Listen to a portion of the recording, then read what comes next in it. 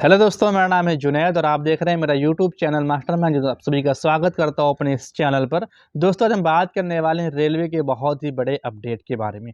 आपको तो पता है कि आईआरसीटीसी के अंदर जो है आधार ऑथेंटिकेट बेस्ड सिस्टम लागू कर दिया गया था, जो कि फिलहाल एक या दो ट्रेनों में लागू किया गया था। यानी कि जब भी आपको तत्काल बुकिंग चाहिए होगा तो उन ट्रेनों के अंदर सिलेक्टेड ट्रेन है जिनमें आपको ओटीपी देना पड़ेगा आपके आधार वाला, तभी आप अपने उस ट्रेन के टिकट को बुक कर पाएंगे।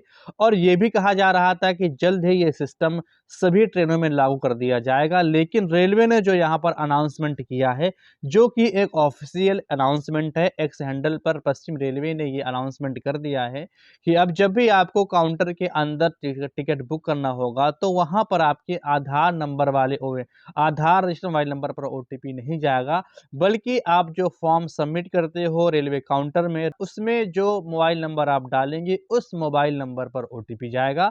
और ये अनाउंसमेंट जो है रेलवे ने अपने एक्स हैंडल पर ऑफिशियली तौर पर कर दिया है।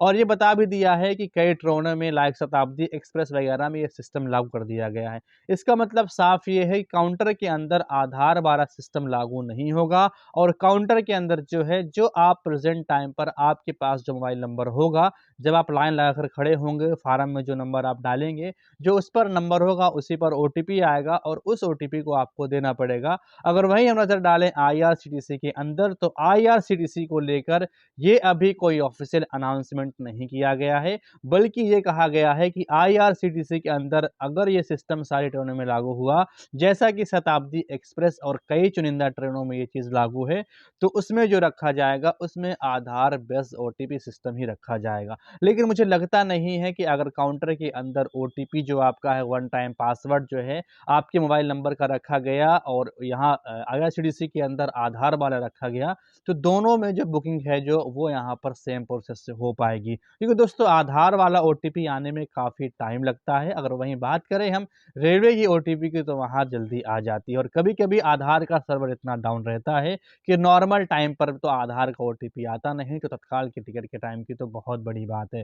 दोस्तों, क्या लगता है? रेलवे ने यह भी कहा है कि ये चीज़ हमने इसलिए लागू कर दी है ताकि फर्जी टिकट बुकिंग से बचा जा सके, लेकिन इसमें किसी भी एंगल से फर्जी टिकट बुकिंग से बचने का उपाय नहीं है। क्योंकि यहाँ पर कोई भी तो जाके अपना मोबाइल नंबर दे के रेलवे के अंदर से, काउंटर के अंदर से वो अपना ओटीपी दे के टिकट को बुक कर सकता है। लेकिन जो बड़े बड़े मेजर यहाँ पर प्रॉब्लम चल रही है आईआरसीटीसी के अंदर, महीनों महीनों भर से टिकट बुकिंग नहीं हो रही है, इतने इतने बड़े प्रॉब्लम्स चल रहे हैं। और आईआरसीटीसी अपने ऐप को और ना ही अपने वेबसाइट को यहाँ पर अपडेट कर रही है, ना ही अपने सर्वर को अपग्रेड कर रही है, और ऐसे रोज ऑफिशियली अनाउंसमेंट करती है। और इनका जो ट्रायल वर्जन भी लागू किया गया है, तो ऐसी ट्रेन शताब्दी एक्सप्रेस का जिसमें करंट तक में सीटें खाली रहती हैं। दोस्तों, क्या लगता है आपको कि रेलवे के इस अपडेट के बाद काउंटर से तत्काल टिकट बुक करने में यहाँ पर जो एजेंट है, इलीगल एजेंट, उनको थोड़ा सा परेशानी भी होगी?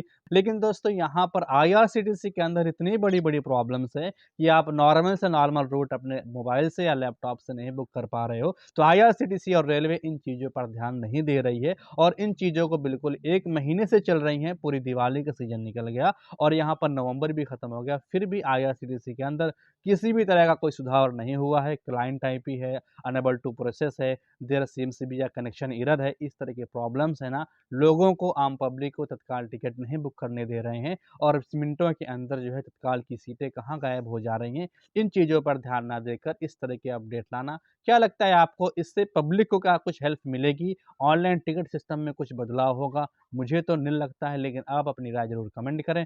फिर मिलते हैं किसी नए टॉपिक में, नए अपडेट के साथ में। तब तक के लिए थैंक्स फॉर वॉचिंग।